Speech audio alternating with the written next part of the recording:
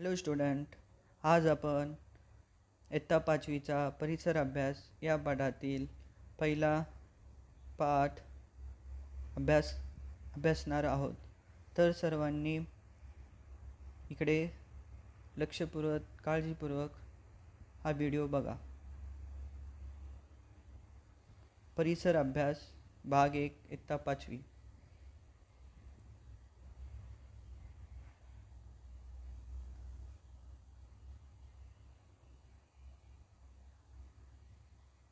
इयत्ता 5वी त्या सर्व विद्यार्थ्यांसाठी आणि जे कोणी स्पर्धा परीक्षेचा अभ्यास करत असेल, MP-चा अभ्यास करत असेल, तर हा पुस्तक सर्वांना उपयुक्त आहे.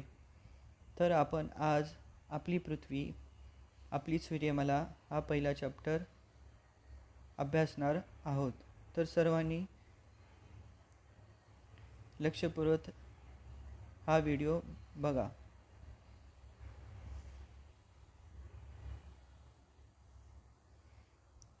मैदानात उभे राहून आपण आकाशाकडे पाहिले तर आपल्याला काय दिसते? आकाश दिसते, निळा आकाश, सूर्य दिसतो, कधी कधी चंद्रही दिसतो, पण तारे दिसत नाहीत. जर रात्रीच्या निरभ्र आकाशात अनेक पाहिले तर आपल्याला अनेक चांदण्या दिसतात. त्या पृथ्वीपासून खूप दूर आहेत. काही चांदण्या मोठ्या असतात तर काही ठळक दिसतात, तर काही चांदण्या लहान व अंधुक दिसतात. आपण चांदण्याकडे जरा निरखून पाहिल्यास बऱ्याच चांदण्या लुकलुकताना दिसतात, पण काही चांदण्या लुकलुकत नाहीत. आकाशातील सर्व वस्तूंना खगोलीय वस्तू असे म्हणतात. जे आकाशामध्ये वस्तू दिसतात रात्रीच्या वेळेस, दिवसाच्या वेळेस, त्या सर्व वस्तूंना नॅचरल वस्तू, फक्त नैसर्गिक वस्तू, त्या वस्तूंना आपण खगोलीय वस्तू म्हणतात. बरोबर मित्रांनो?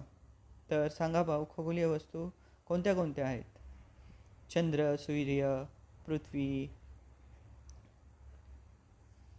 पृथ्वी, या सर्व ग्रह, या सर्व खगोलीय वस्तू आहेत. बरोबर? जर आपल्याला आकाशामध्ये अजून विमान दिसतात, बलून दिसतो, तर ह्या कोणत्या वस्तू आहेत? तर ह्या खगोलीय वस्तू नाही आहेत, ह्या मानवाने बनवलेल्या वस्तू आहेत. आपण खगोलीय वस्तू फक्त ज्या आकाशात आहेत, नैसर्गिक आहेत, त्यांनाच बोलू शकतो. बरोबर?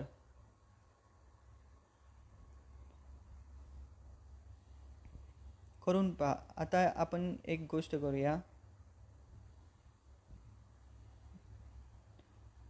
आपण आठवड्यात 2 वेळा आकाशाचे निरीक्षण करूया. रात्रीच्या वेळी काय होतं आणि दिवसाच्या वेळी काय होतं, खाली काही मुद्दे दिलेले आहेत, त्याच्या आधारे आपण आकाशाचे निरीक्षण करूया. खगोलीय वस्तूचे रंग, त्याचे आकार, त्याच्या प्रकाशाची प्रखरता, लुकलुकणे, त्याच्या स्थानातील बदल. दोन्ही निरीक्षणाच्या वेळी चंद्राच्या प्रकाशित भागाचे चित्र काढा आणि चंद्राचा प्रकाशित भाग रोज कसा बदलतो हे लक्षात घ्या. हे तुम्ही करून बघा मित्रांनो.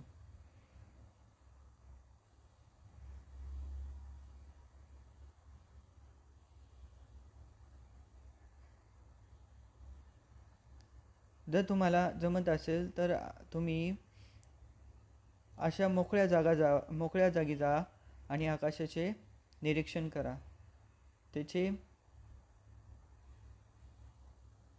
त्यांचा रंग, खगोलीय वस्तूंचा रंग कसा आहे, त्याचा आकार कसा आहे, ते लुकलुकतात का, या सर्व गोष्टीचे तुम्ही जर निरीक्षण करा आणि आपल्या वहीमध्ये नोंद ठेवा. तर मित्रांनो, तारे म्हणजे काय? तारे म्हणजे ज्या चांदण्या लुकलुकतात त्यांना तारे म्हणतात. बरोबर. ज्या चांदण्या तुटतात त्याला तारे म्हणतात. त्यांचा प्रकाश कमी जास्त होताना दिसतो. ते तारे तारे हे स्वयंप्रकाशित असतात. बरोबर. तारे कसे असतात? स्वयंप्रकाशित असतात. आणि तारे रात्रीच्या वेळेस लुकलुकतात, त्यांनाच आपण चांदण्या बोलतो.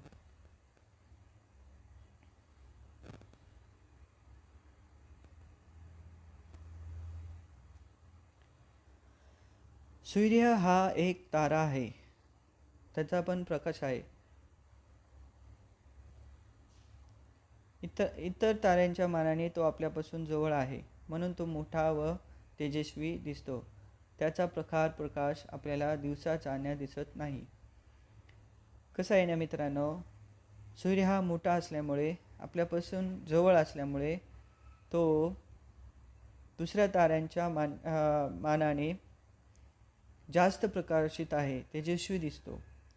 आणि त्याचा प्रकाश आहे ना, तो प्रखर आहे, खूप आहे. त्याच्यामुळे आपल्याला ते चांदण्या, दुसऱ्या चांदण्या छोट्या छोट्या आहेत, त्या चांदणे तारे आपल्याला दिवसा दिसत नाहीत. कधी दिवसा दिसत नाहीत.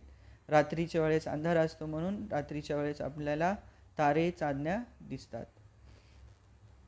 सूर्य हा पण एक तारा आहे, पण तो मोठा आहे. त्याचा प्रकाश जास्त असल्यामुळे, तो पृथ्वीच्या जवळ असल्यामुळे तो आपल्याला दिवसा खूप दिसतो. ग्रह, ज्या चांदण्या लुकलुकत नाहीत त्यांना ग्रह म्हणतात. आता असे काही चांदणे आहेत ते लुकलुकत नाहीत, त्यांना आपण काय म्हणायचं? ग्रह म्हणायचं. ग्रह म्हणजे काय? ज्या चांदण्या लुकलुकत नाहीत त्यांना ग्रह म्हणतात. ग्रहांना स्वतःचा प्रकाश नसतो. बघा, ग्रहांना इथे काय स्वतःचा प्रकाश नाही. ग्रह म्हणजे पृथ्वी, बुध, मंगळ. सूर्याकडून त्यांना प्रकाश मिळतो. सूर्य काय आहे? तारा आहे. ताऱ्यांकडून प्रकाश ग्रहांना मिळतो. ग्रह स्वतःभोवती फिरता फिरता ताऱ्याभोवतीही फिरतात. आता हा जो सूर्य आहे त्याच्या भोवती ग्रह फिरत असतो. 8 ग्रह, 7 ग्रह, दुसरे छोटे छोटे बटुग्रह हे पण फिरत असतात. बरोबर. आता सूर्यमालाचा आपण अभ्यास करूया. सूर्यमाला म्हणजे काय? जे ग्रह आहेत ते सूर्याच्या अवती परिभ्रमण करत असतात. आणि सूर्याभोवती परिभ्रमण करणारे आणखी 7 ग्रह आहेत. पृथ्वी पण हा एक ग्रह सूर्याभोवती परिभ्रमण करत असतो, तर त्याला पृथ्वीचे परिभ्रमण म्हणतात. पृथ्वीचे परिभ्रमण म्हणजे काय?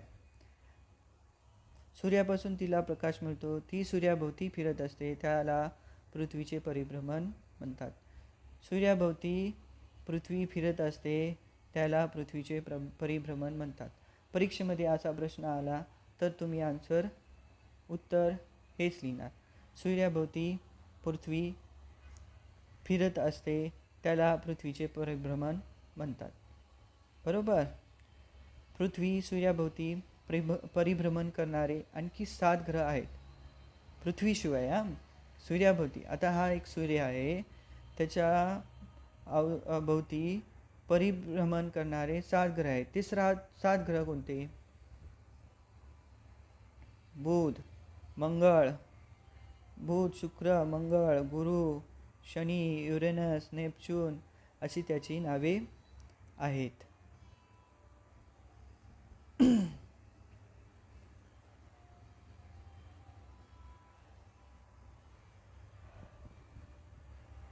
हा एक कृत्रिम उपग्रह आहे. उपग्रहाने टिपलेलं एक पृथ्वीचे छायाचित्र आहे. कृत्रिम उपग्रह कोणते? जे मानवाने पृथ्वीवरून अवकाशात अंतराळात सोडलेले जे उपग्रह असतात त्याला कृत्रिम उपग्रह म्हटले जाते. आता त्या कृत्रिम उपग्रहाने या पृथ्वीचं आपल्याला छायाचित्र पाठवलेलं आहे. सूर्यमालेतील प्रत्येक ग्रह सूर्याभोवती ठराविक मार्गावरून परिभ्रमण करत असतो. आता सर्व ग्रहांना एक ठराविक मार्ग आहे, ते सूर्याभोवती परिभ्रमण करत असतात. बरोबर. हे बघा, हा सूर्य आहे. हा काय सूर्य आहे. ह्या अंतरामध्ये प्रत्येक ग्रह सूर्याभोवती परिभ्रमण करत असतात.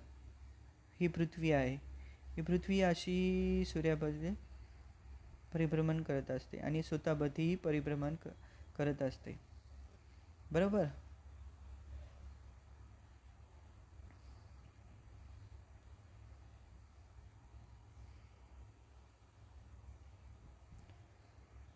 म्हणूनच त्या मार्गांना ग्रहाची कक्षा म्हणतात. सूर्यमालेतील प्रत्येक ग्रह सूर्याभोवती ठराविक मार्गावरून परिभ्रमण करतो. त्या मार्गाला त्या ग्रहाची कक्षा म्हणतात. आता ग्रहाची कक्षा जर असा प्रश्न परीक्षेत आला तर तुम्ही काय लिहिणार? तर हा आन्सर उत्तर लिहावं लागेल. सूर्यमालेतील प्रत्येक ग्रह सूर्याभोवती ठराविक मार्गावरून परिभ्रमण करत असतो. त्या मार्गाला त्या ग्रहाची कक्षा म्हणतात. बरोबर. चला पुढे. सूर्य हा तारा आहे आणि सूर्याभोवती फिरणाऱ्या ग्रहांना एकत्रितपणे सूर्यमाला म्हणतात. सूर्य हा एक तारा आहे. आपण वरती शिकलो. बरोबर. तारे काय करतात? लुकलुकतात, प्रकाश देतात. सूर्य कसा आहे? स्वयंप्रकाशित आहे, खूप प्रकाश आहे त्याचा. आणि त्यांच्या सूर्याभोवती अनेक ग्रह फिरतात. त्यालाच आपण सूर्यमाला म्हणतो. तर सूर्यमाला समजलं सर्वांना? सूर्य हा तारा आहे आणि सूर्याभोवती फिरणाऱ्या ग्रहांना एकत्रितपणे सूर्यमाला म्हणतात. सूर्यमालेत ग्रहाबरोबर इतर काही ग्रह खगोलीय वस्तूचा समावेश होतो. बटुग्रह, लघुग्रह, उपग्रह ह्या वस्तूंचा समावेश सूर्यमालेत होतो. तर आपण हे पुढे शिकूया. सूर्यमालेतील इतर खगोलीय वस्तू आता त्या कोणत्या कोणत्या आहेत? उपग्रह, बटुग्रह, लघुग्रह. आता या खगोलीय वस्तूंचा अभ्यास आपण करूया. उपग्रह. आता पृथ्वीच्या जवळ जो चंद्र आहे, म्हणून आपण चंद्राला पृथ्वीचा उपग्रह म्हणतो. असंच प्रत्येक ग्रहाला उपग्रह असतात. हा गुरु आहे, शनी आहे, युरेनस आहे, गुरु आहे,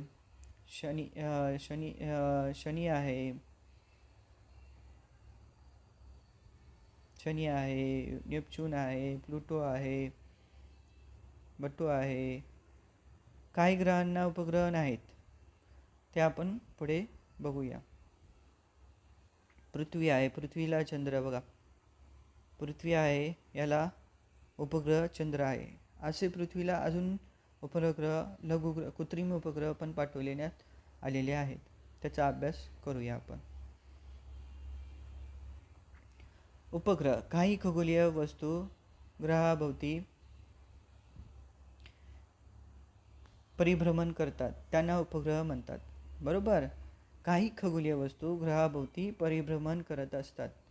आता ही पृथ्वी आहे, त्याच्याभोवती हा उपग्रह आहे. हे उपग्रह पृथ्वीभोवती किंवा ग्रहाभोवती परिभ्रमण करतात, ते यांना आपण उपग्रह म्हणतो. समजलं मित्रांनो? उपग्रहांना सूर्यापासून प्रकाश मिळतो. उपग्रहांना पण सूर्यापासूनच प्रकाश मिळतो. सूर्यमालिकेमध्ये जे खगोलीय वस्तू आहेत, जे ग्रह आहेत, उपग्रह आहेत, बटुग्रह आहेत, त्या सर्वांना सूर्यापासून प्रकाश मिळत असतो. रात्री आकाशात आपल्याला चंद्र दिसतो. तो स्वतःभोवती फिरतो. फिरता फिरता पृथ्वीभोवती फिरत असतो, म्हणून त्याला पृथ्वीचा उपग्रह म्हणतो. मालेत बहुतेक ग्रहांना उपग्रह आहेत. ग्रह आपल्याला उपग्रहापासून सूर्याभोवती परिभ्रमण करतात. पौर्णिमेच्या दिवशी दिसणारे चंद्राचे स्वरूप बघा. पौर्णिमेच्या दिवशी आपल्याला चंद्र मोठा दिसतो, सफेद दिसतो, मध्ये मध्ये काळे डाग दिसतात. पण अमावस्येच्या दिवशी असा हा चंद्र आहे. तर चंद्र आहे हा पौर्णिमेच्या दिवशी मोठा दिसतो. प्रत्येक 15 दिवसांनी चंद्र छोटा छोटा होत जातो. अमावस्येच्या दिवशी तो गडप होतो, तो दिसत नाही. त्याच्यानंतर वापस तो हळूहळू वरती येतो, मोठा होत जातो. असं का होतं याचा अभ्यास करा, मला यूट्यूब चॅनलवर कमेंट करा. बटुग्रह सूर्याभोवती प्रदक्षिणा घालणाऱ्या काही लहान आकाराच्या खगोलीय वस्तू आहेत. आता सूर्याभोवती असे काही छोटे छोटे लहान वस्तू आहेत, खगोलीय वस्तू, त्यांनाच आपण बटुग्रह म्हणतात. बरोबर. बटुग्रह म्हणजे काय मित्रांनो, समजलं? सूर्याभोवती प्रदक्षिणा घालणाऱ्या काही लहान आकाराच्या वस्तू, खगोलीय वस्तू, त्यांना बटुग्रह म्हणतो.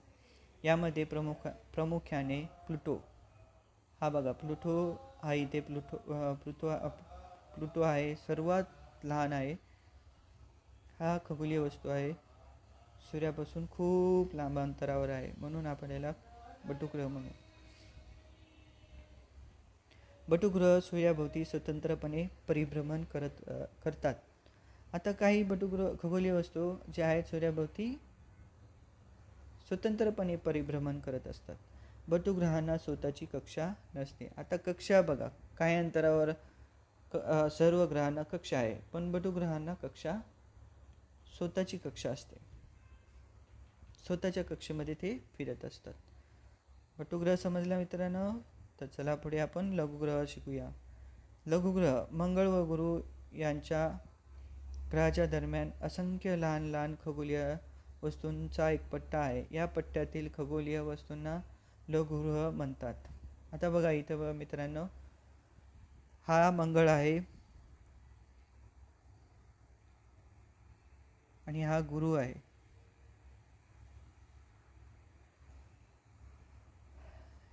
आता हे छोटे छोटे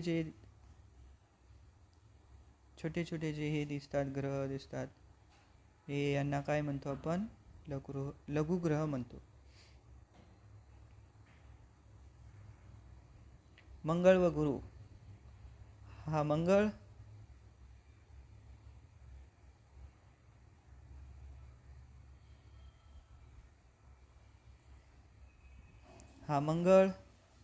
हा गुरु, यांच्या दरम्यान जे छोटे छोटे आहेत यांना आपण लघुग्रह म्हणतो. लघुग्रह देखील सूर्याभोवती स्वतंत्रपणे परिभ्रमण करत असतात. सूर्याभोवती काय स्वतंत्रपणे परिभ्रमण करत असतात. सूर्याच्या तुलनेत सूर्यमालिकेतील इतर खगोलीय वस्तू आकाराने खूपच लहान आहेत. आता हे जे खगोलीय वस्तू आहे, सूर्य हा खूप मोठा आहे, त्याच्यामुळे जे खगोलीय वस्तू आहेत, ग्रह आहेत, तारे आहेत, बटुग्रह आहेत, हे सगळे काय त्याच्या सूर्यासमोर खूप लहान आहेत. चंद्र पृथ्वीच्या सगळ्यात जवळ आहे, म्हणून तो सूर्यापेक्षा आकाराने खूप लहान असू शकतो, मोठा दिसतो. खाली आपल्याला सूर्यमालेची आकृती दिली आहे. त्यात मध्यभागी सूर्य आणि त्याभोवती परिभ्रमण करणाऱ्या खगोलीय वस्तू व त्यांच्या कक्षा दाखवल्या आहेत. सूर्यमालेत ग्रह, उपग्रह, लघुग्रह, बटुग्रह याचा समावेश होतो. बरोबर.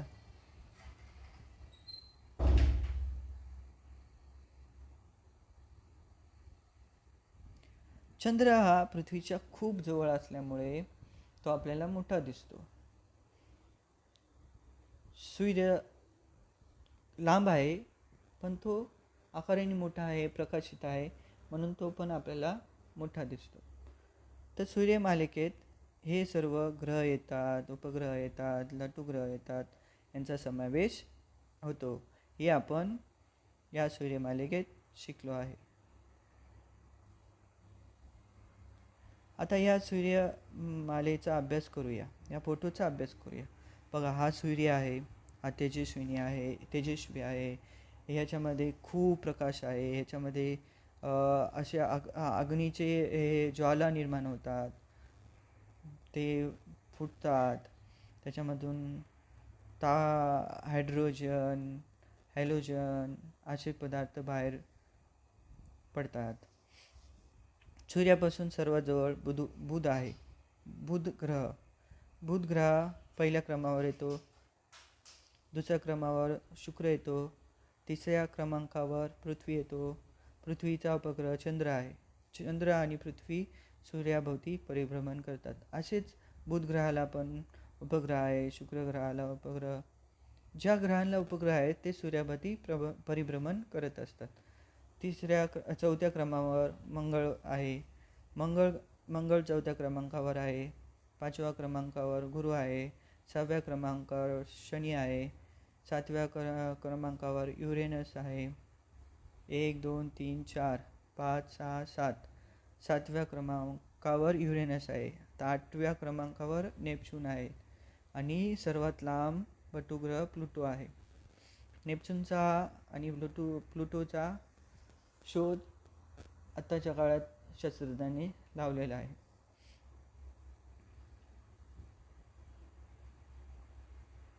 आता या सूर्यमालिकेत फक्त पृथ्वीचाच एक उपग्रह दाखविला आहे. पण बाकीचे जे ग्रह आहेत त्याचे उपग्रह दाखवले नाहीत. आपण जर माझ्याकडे तो फोटो भेटला, इमेज असेल तर मी तुम्हाला शेअर करेल. आता तुम्ही फटाफट आन्सर करा. या फोटोचा अभ्यास करायचा आहे आणि आपल्याला खालील प्रश्नाची उत्तरे द्यायची आहेत. तर पहिला प्रश्न, सूर्याच्या सर्वात जवळचा ग्रह कोणता आहे मित्रांनो? सांगा पटापट. बुध. सर्वात जवळ कोणता आहे? बुध ग्रह. पृथ्वी सूर्यापासून किती स्थानावर आहे मित्रांनो? सांगा. 1 2 3. तिसऱ्या स्थानांकावर पृथ्वी आहे. ओके. पृथ्वी व बुध यांच्या दरम्यानचा ग्रह कोणता? सांगा मित्रांनो. पृथ्वी, आता या फोटोचा अभ्यास करा आणि तुम्ही सांगा. हा बुध आहे आणि हा पृथ्वी आहे. हे बुध आहे, हा पृथ्वी आहे. ह्याच्यामध्ये कोणता ग्रह आहे? तर शुक्र ग्रह आहे. कोणता ग्रह आहे? शुक्र ग्रह आहे. हा प्रश्न झाला. आता आपला चौथा प्रश्न. मंगळ ग्रहाच्या कक्षेच्या बाहेर असणाऱ्या ग्रहाची नावे क्रमाने लिहा. मंगळ ग्रहाच्या कक्षेच्या बाहेर असणाऱ्या ग्रहाची नावे क्रमाने लिहा. फटाफट लिहा मित्रांनो. तर का मी सांगू? हो, बघा इकडे बघा. हा मंगळ आहे. ह्याच्या बाहेर गुरु आहे. लिहा फटाफट लिहा. गुरु 5, शनी 6, युरेनस 7, नेपच्यून 8 आणि बटुग्रह 9. हे उपग्रह आहेत आणि ग्रह आहेत. तर फटाफट सर्वांनी नोंद करायची. सूर्यापासून सर्वात दूरचा ग्रह कोणता? ग्रह म्हणला तर नेपच्यून सर्वात दूर आहे. आणि जर बटुग्रह बोलला तर प्लॅटो हा सर्वात सूर्यापासून दूर आहे. बरोबर. आता मला सांगा पाहू, याच्या आपण सूर्यमालेचा अभ्यास केला. आता आपण गुरुत्वाकर्षणाचा अभ्यास करूया. गुरुत्वाकर्षण म्हणजे काय? खगोलीय वस्तूंमध्ये एकमेकांना स्वतःकडे खेचण्याची म्हणजे आकर्षित करण्याची शक्ती असते. या शक्तीला गुरुत्वाकर्षण शक्ती म्हणतात. आता एक खगोलीय वस्तू आहे, तर मी दुसऱ्या वस्तूंना माझ्याकडे खेचतोय, तर याला आपण काय बोलतो? या शक्तीला गुरुत्वाकर्षण शक्ती म्हणतो. तर खगोलीय वस्तू, जे खगोलीय वस्तू आहेत, ग्रह आहेत, उपग्रह आहेत, बटुग्रह आहेत, यांच्याकडे एक शक्ती आहे. एकमेकांना स्वतःकडे खेचण्याची, आकर्षित करण्याची शक्ती आहे. त्यालाच आपण गुरुत्वाकर्षण शक्ती म्हणतो. सूर्याची ग्रहावर कार्य करणारी गुरुत्वाकर्षण शक्ती तसेच ग्रहाची सूर्यापासून दूर जाण्याची प्रवृत्ती यांच्या एकत्रित परिणामामुळे ग्रह सूर्याभोवती ठराविक अंतरावरून ठराविक कक्षेत परिभ्रमण करत असतात. बरोबर. आता सूर्यापासून दूर जाण्याची प्रवृत्ती आणि गुरुत्वाकर्षणाची शक्ती हे परिभ्रमणाची कक्षा आहे. या कक्षा त्या दोन्ही कारणामुळे होते. काय? सूर्याची परिभ्रमण, दूर जाण्याची प्रवृत्ती आणि ग्रहावरील गुरुत्वाकर्षणाची शक्ती याच्या ठराविक अंतरावरून ठराविक कक्षेत परिभ्रमण हे ग्रह करत असतात. या पद्धतीने उपग्रही ग्रहाभोवती परिभ्रमण करत असतात. पुढील गोष्टी कोणत्या दिशेने पडतात सांगा सर्वांनी. झाडावरून गळलेली पाने, फळे पृथ्वीकडेच जमिनीवर पडतात. डोंगरावरून सुट्टे झालेले खडक खाली घसरतात, डोंगराच्या खाली घसरत जातात. आकाशातून येणारा पाऊस जमिनीवर पडतो, पृथ्वीवर पडतो. पाऊस पृथ्वीच्या गुरुत्वाकर्षणामुळे पृथ्वीवरील सर्व वस्तू पृथ्वीवरच राहतात. आता पृथ्वीमध्ये गुरुत्वाकर्षण असल्यामुळे झाडे, पाने, फळे, दगड, मनुष्य हे सगळे काय पृथ्वीवरच चिकटून राहतात. एखादी वस्तू जोरात वर फेकली, आपण जर एखादा बॉल, फळ, झाड जोरात वर फेकली तर ती पृथ्वीवर परत येऊन जमिनीवर पडते. आता एक नवीन शब्द आपण शिकूया. तो नवीन शब्द आहे अवकाश. अवकाश म्हणजेच अंतराळ.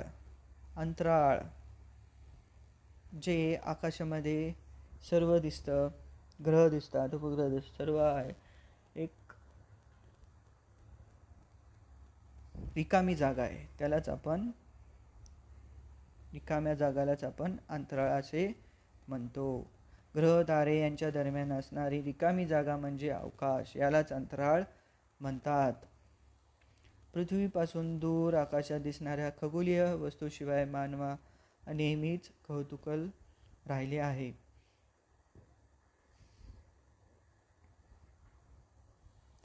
अवकाश प्रक्षेपण तंत्र म्हणजे काय हे आपण या पाठात शिकूया.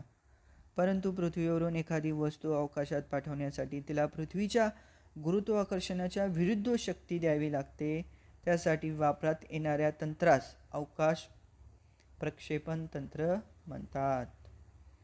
बरोबर. पृथ्वीपासून दूर आकाशात खगोलीय वस्तूंना मानवाला नेहमीच कौतूहल, त्यासंबंधित संशोधन करण्यासाठी तेथपर्यंत जायला हवे असे वाटते. परंतु पृथ्वीवरून एखादी वस्तू आकाशात पाठवण्यासाठी तिला पृथ्वीच्या गुरुत्वाकर्षणाविरुद्ध शक्ती द्यावी लागते. त्यासाठी वापरात येणाऱ्या तंत्रास अवकाश प्रक्षेपण तंत्र म्हणतात.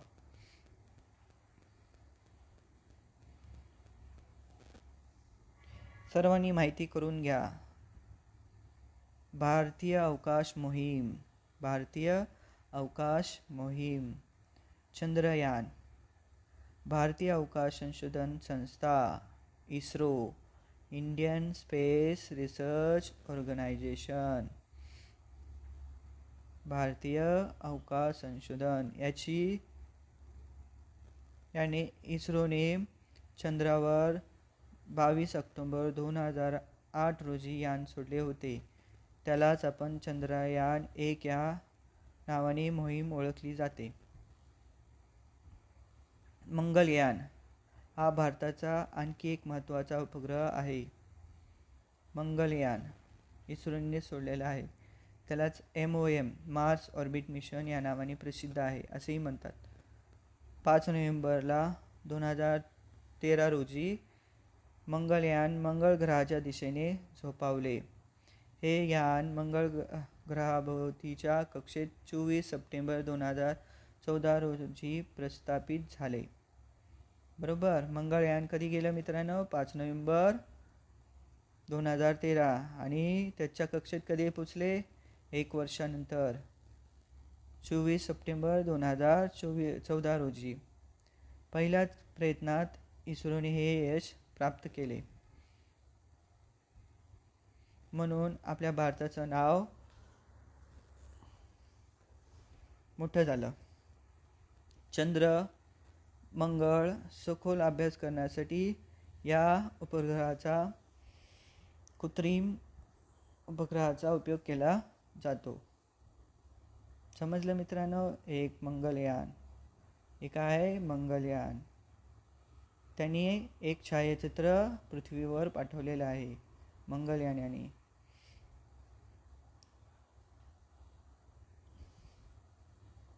आता हे उपग्रह आकाशात कसे काय सोडले जातात, कशाच्या साहाय्याने जातात?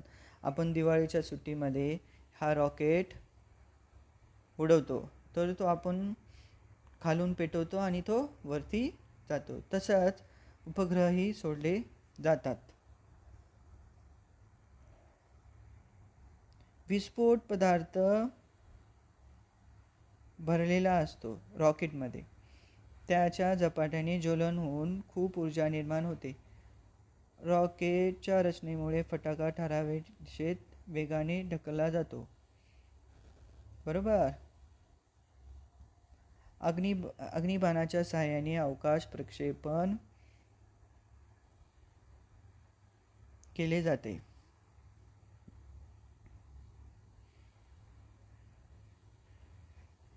हे अग्निबाण आहे. काय मित्रांनो? अग्निबाण. अवकाशात प्रक्षेपण करण्यासाठी शक्तिशाली अग्निबाणाचाच म्हणजेच रॉकेटचा उपयोग करतात. रॉकेटमध्ये प्रचंड प्रमाणावर इंधन जाळले जाते. पृथ्वी त्याच्यामुळे हजारो टन वजनाचे अवकाशयान अंतराळात नेले जाते. बरोबर.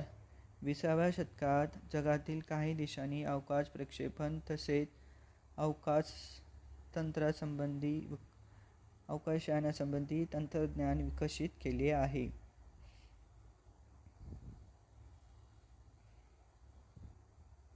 आता काही हे जे अवकाशयान आहेत ते कायमची अवकाशयानात राहतात.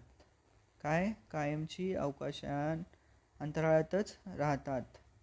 काही पृथ्वीवर परत येतात, तर काही दुसऱ्या ग्रहावर उपग्रहावर उतरवली जातात. काही मोहिमेमध्ये वैज्ञानिक सुद्धा अवकाशयानातून अवकाशात जातात. तर त्याला आपण काय बोलतो? अंतराळवीर. त्यांना आपण अंतराळवीर म्हणतात. तर आपल्या भारतामधून राकेश शर्मा हा कोण आहे? राकेश शर्मा 1984 साली अवकाशात जाणारे हे पहिले भारतीय अंतराळवीर आहेत.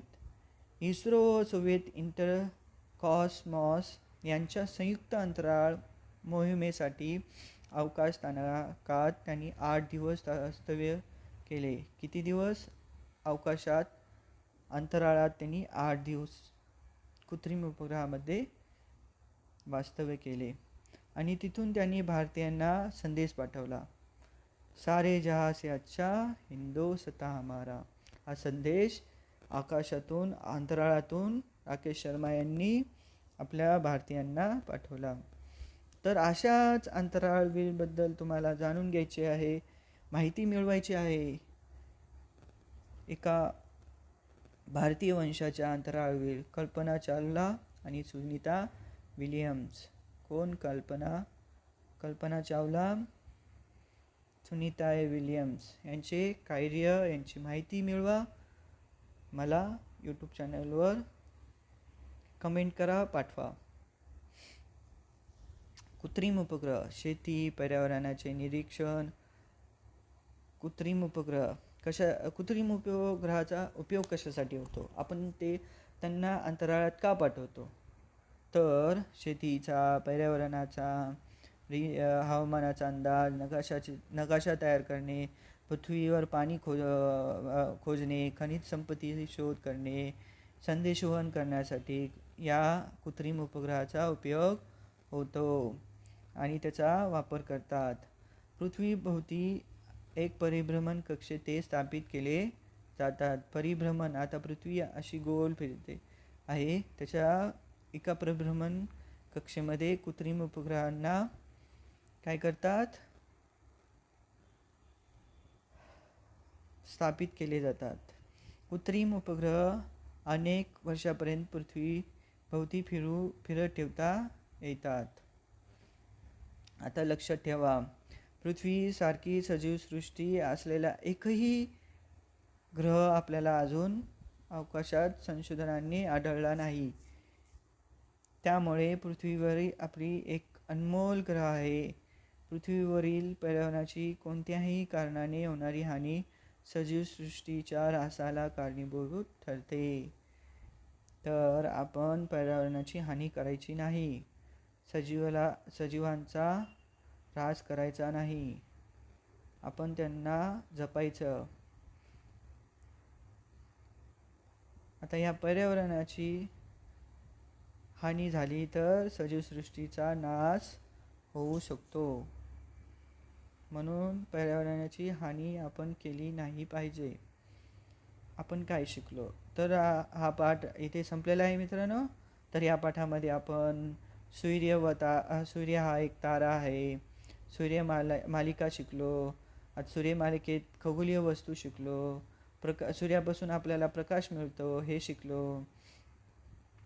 अजून सूर्य व त्याच्या भोवती परिभ्रमण करणारे इतर ग्रह आहेत, उपग्रह आहेत हे शिकलो. पृथ्वी, 7 ग्रह, उपग्रह, बटुग्रह, लघुग्रह यांनाच एकत्रितपणे आपण सूर्यमाला असे म्हणतो. गुरुत्वाकर्षण शिकलो. पृथ्वीवर गुरुत्वाकर्षण आहे, त्याच्यामुळे पृथ्वीवर सर्व वस्तू पृथ्वीवरच राहतात हे शिकलो. अवकाशयानामध्ये कोण अंतराळवीर गेले त्यांची नावे शिकलो.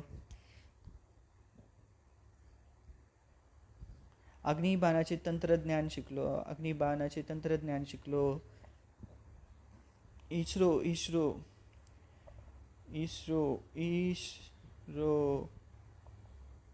हे इस्रोबद्दल माहिती घेतली. चंद्रयान शिकलो, मंगळयान शिकलो. बरोबर, हे सगळं आपण या पाठामध्ये शिकलेलं आहे. तर सर्व विद्यार्थी मित्रांना माझा हा एक स्वाध्याय तुमच्यासाठी आहे. हा स्वाध्याय तुम्ही स्वतः सॉल्व करा आणि कमेंटमध्ये आन्सर पाठवा. तर आपण इथेच थांबूया. जर तुम्हाला हा माझा हा व्हिडिओ आवडला असेल तर सबस्क्राईब करा, लाईक करा आणि माझ्या यूट्यूब चॅनेलला जॉईन करा. थँक्यू.